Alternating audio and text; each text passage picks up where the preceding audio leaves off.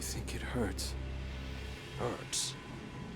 I could feel Savathun behind my eyes when she reached into my mind.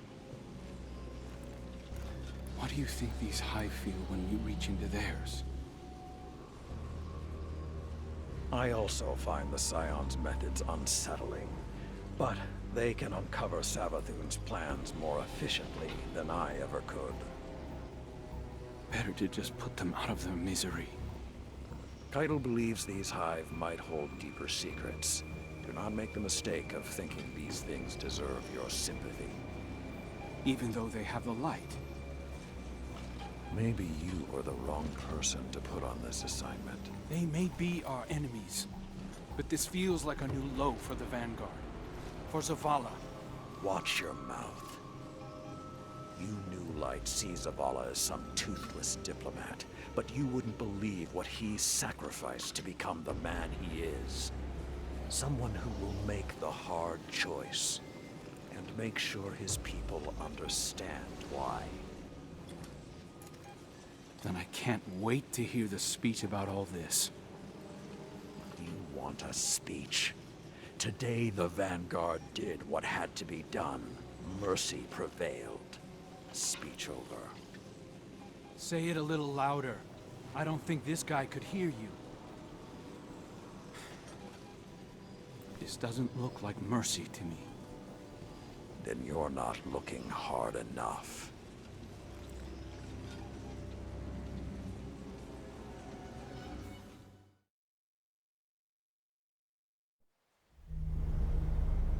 Long ago, even before there was a last city, I was deep on patrol in the old forest when a local villager sought me out. They asked me to catch a thief. I told them the Iron Lords were no mercenaries, but I saw their pride as well as their poverty. When they offered me a loaf of black bread instead of coin, I agreed. Just before sunrise, I caught my thief. A young girl, stealing what she could carry.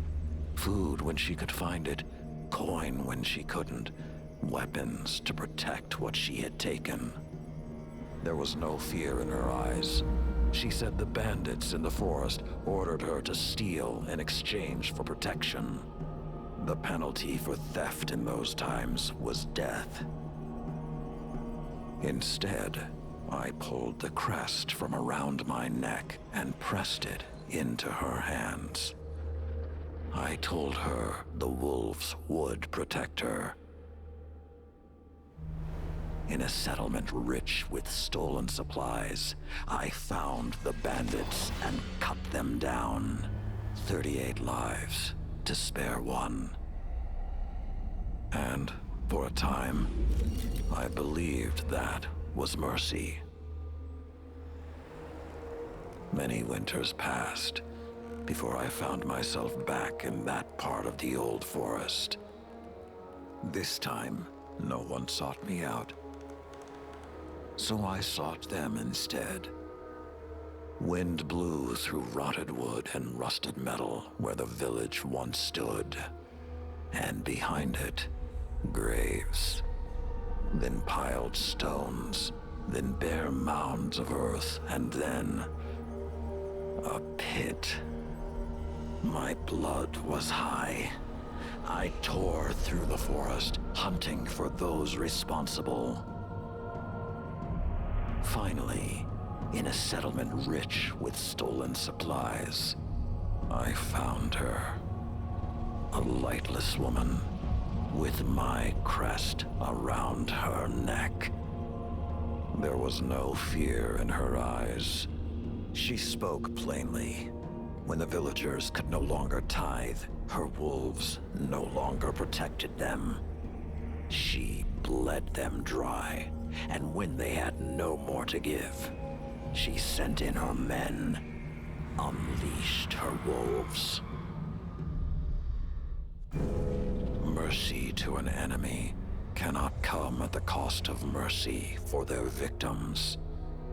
The right path isn't always easy to find. But once you do, the only question is whether you're strong enough to walk it.